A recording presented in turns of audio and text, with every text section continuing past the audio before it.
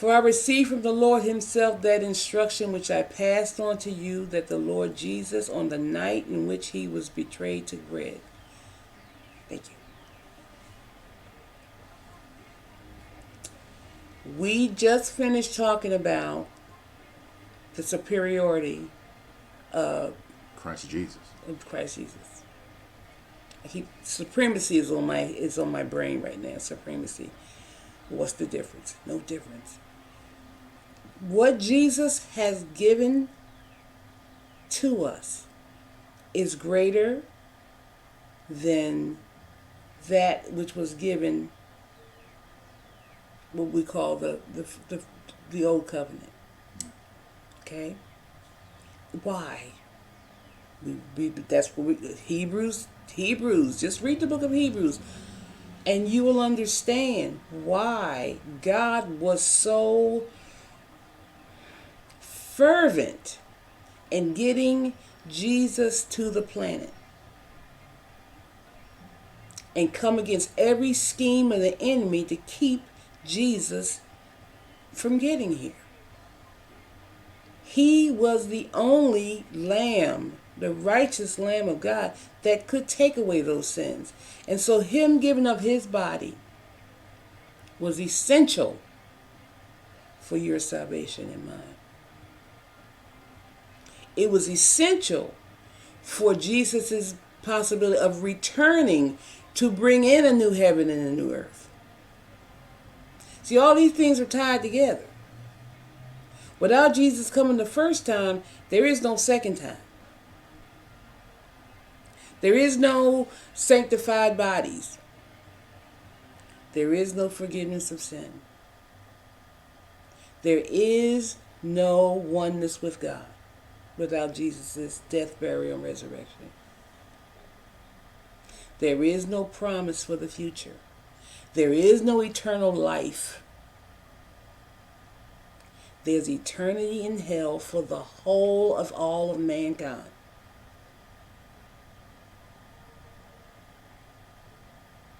You got to get that. And so when we do communion, what we're saying is, he came, and therefore he's coming again. Mm-hmm. The return of Christ. And that eternal life with God is possible, probable, and possible, because he came and he's coming again. You got to get that. All these promises, all these wishes, all these things are tied into the fact that he did come the first time. And since he came the first time, he is coming the second time. And the glorified body is just as much yours as salvation, being born again, is yours right now.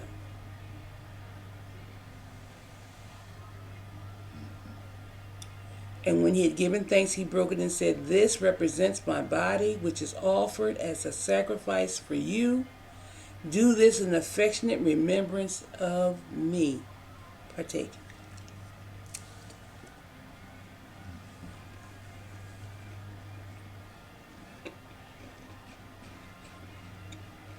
Hallelujah. One with God. Mm-hmm.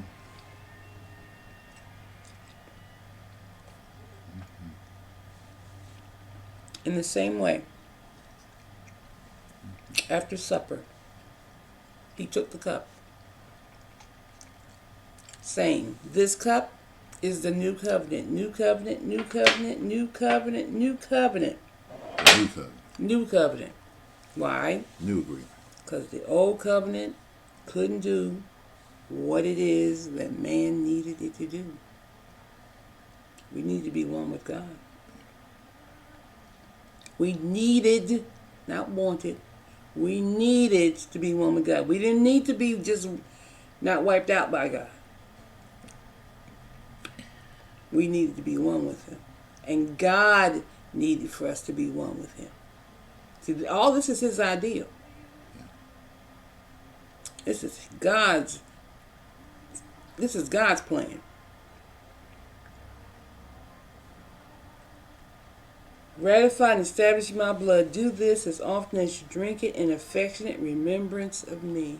Partake.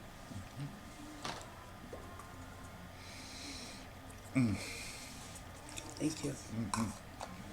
For every time, every time, every time, every time, every time, every time. Every time. Every time you eat this bread and drink this cup, you are symbolically proclaiming the fact of the Lord's death until he comes again. We have to establish that, yes, he did die. He died. Yeah. That was not a symbolic death on the cross. It was a real. He was dead. He was put to death on a cruel cross, and the amount of pain he suffered was pain with a capital P. He died.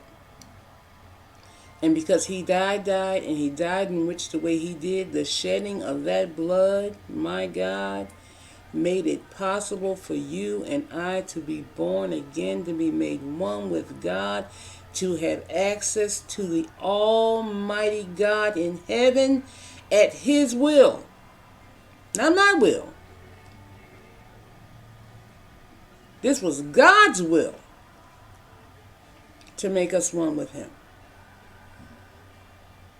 And you got to get that. You got to get it. You've got to renew your mind to this comes out of you like water over Niagara Falls.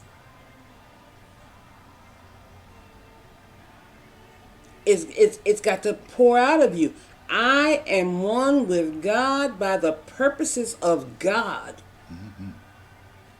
Not of the will of men, but the will of Almighty God purpose that we be made one with him, and he sent his very best to make sure it was done the correct way.